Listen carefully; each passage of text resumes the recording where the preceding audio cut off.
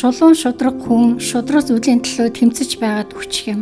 Гэтэл хорон муу санаатай хүн муу аргыг хэрэглэсээр байгаад урт удаан таслах юм. Хүн өөрийгөө магтан сайрхаж хэр хэмжээнээс илүү шудраг бөгөөд цэцэн мэрэгэн болгох гэсний хэрэггүй. Тийхүү өөрөө өөрийгөө хөнөөх ямар хэрэг вэ? Басгүй үргэлж ёрын муу зүйлсэдэн мунхаг тэнэг загинсаар цагаас өмнө өгөх ямар хэрэг байна?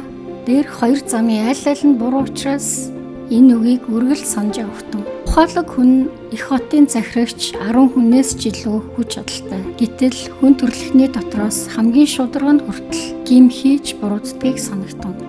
Өөрсдийнхөө тухай бид бардууны ярихдаа шудраг бус байдал руу алхам орж, худал хуурмагт хутгалдаж эхэлдэг. Шилмөх эндээс яагаад ийм шулуун шудраг хүн шудраг бус байдлаас болж дарагдаж хинч биш болдог бол шудраг бусаар амжилт олдог хүмүүс нь зөксөлгүйгээр амжилтаас амжилт руу явсаар байд. Энэ бол яа харахгүй наран доорх амьдрал нь хэрхэн ертөнцийн хүслээс гадуур байдгийг гэрчилнэ.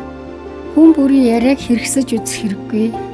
Тэгвэл зарцынхаа хараалыг хүртэл тоож сонсох хэрэг гарна. Яагад гэвэл та өөрөө ч гэсэн өрөөл бусдыг олон удаа сэтгэл дотроо харааж явдгаа мэднэ.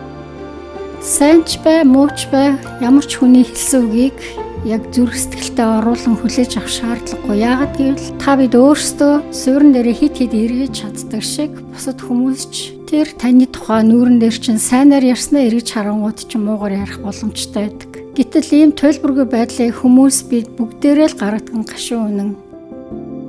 Ийхүү би ухаан бодлоо шавхан байж энэ бүхнийг наривчлан авч үзээд цэцэн мэрэгэн ухааныг хичнээн их үсвч тэр нь надад хүртэшгүй хол болохыг алхлаа. Хорвоогийн амьдралын цаад утга учир нь хитрхи далд бөгөөд дэндүү гүнзгий ажээ. Хин үүнийг ойлгож чадах вэ? Гэвч би наривчлан судалсаар гүн ухааныг уудлан задлж шинжилсээр хүний амьдралын цаад утга учирыг заавал олохоор шийдсэн болоо. Үүнээс гадна тэнэг муухаг байх нь хэр зэрэг ёрын муу гин болохыг, хэр зэрэг галзуу үйл болохыг мэдхээр шийдлээ.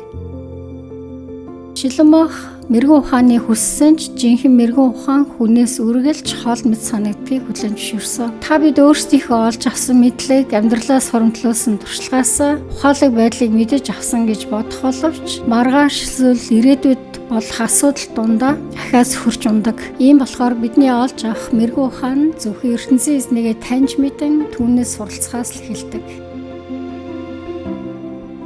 Тэгээд би үхлээс гашуун эмгэлтэй нэгэн зүйлийг олж харав. Тэр нь хүнийг зүрх сэтгэлээрээ өргөтөн торлож, гараараа гав гинж мэд зуурах эмэгтэй ажээ. ертөнцийн эзний үгийг дагдаг хүн л түүнээс тойрч чадна. Харин гэмт хүн тийм өрхөнд шууд орхож. Гүү ухаантан би бүхнийг наривчлан судлаад цэцэн мэрэгэн ухааны цаана гарч юм бүхний учрыг олохоор хичээж байхдаа үүнийг ойлгосон юм.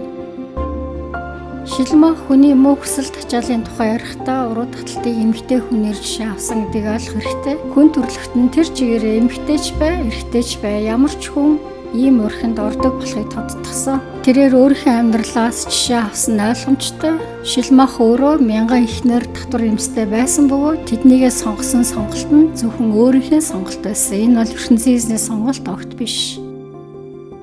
Энэ бүхнийг би хичнээн нарийн судлавч үр дүнд хүрсэнгүй. Энэ явцад би нэгэн зүйлийг ажигласан болоо. Үүнд мянган эрсийн дотроос би цорын ганц шулуун шудраг хүнийг олж чадах боловч эмсийн дундаас нэгийг нь ч олж харсангүй. Гэхдээ би нэг л чухал юмыг ой тойндоо ортол ойлгож авсан болоо. Үүнд ертөнцийн эзэн хүнийг шулуун шудраг байж болохоор дэсэн боловч хүн өөрөө өөртөө хөтлөгцөөр түүний заасан замаас гарч явдаг ажээ. ертөнцийн эзэн анхны хоёр хүнийг бүтээхдээ тэдэнд сайн муу болох ертөнцийн эзний хүсэл, хүний өөрийнх нь хүсэл хоёрын аль нэгийг сонгох сонголтыг тэдэнд өгснийг Библи уншдаг хүн болгон мэднэ. Ийм учраас энэ наран доор ухаалаг мэрэгэн хүнийг олох гэдэг маш ховор юм. Яагад гэвэл хүмүүс бид ертөнцийн эзний хүслийг сонгохоос илүү би юу хүсэж байна, би яамаар байна гэдгээ хамгийн түрүүнд сонгодог. Энэ бол хүн төрөлхтөн бидний сонгодог хамгийн том буруу сонголт юм аа.